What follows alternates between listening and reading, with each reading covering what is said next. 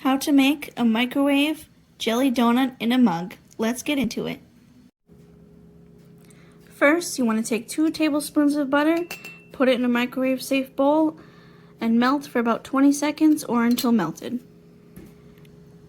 Next, you want to add 4 tablespoons of flour. I'm using self-rising flour, but you can use regular flour if you wish, and we'll get to the differences soon.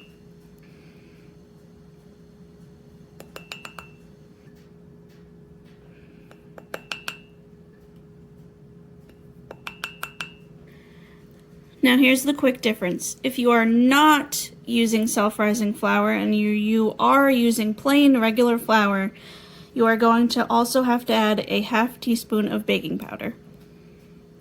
Now we can move on to the rest of the ingredients. Add 1 egg. Add 2 tablespoons of sugar.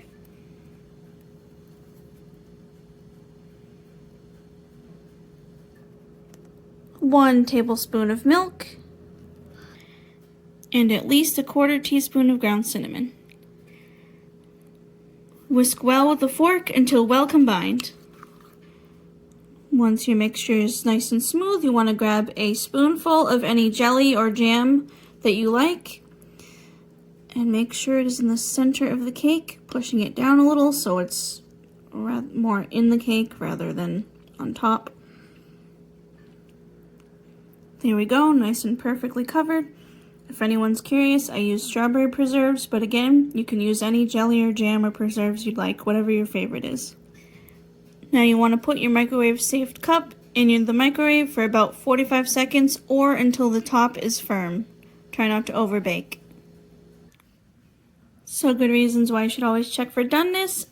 Instead of the recommended 45 seconds, I actually had to bake mine for about 70 seconds, which is about 1 minute and 10 seconds. So you always just want to check and adjust according to your microwave and your watts. And last but not least, you want to put a little bit of cinnamon in a tiny little bowl. And a little bit of sugar, granulated sugar. Mix well to combine to make cinnamon sugar. Take your cinnamon sugar mix and sprinkle it right on top of your donut mug. And one last little touch, you want to take a dollop of your jelly or preserves again and just put it right on top. And enjoy!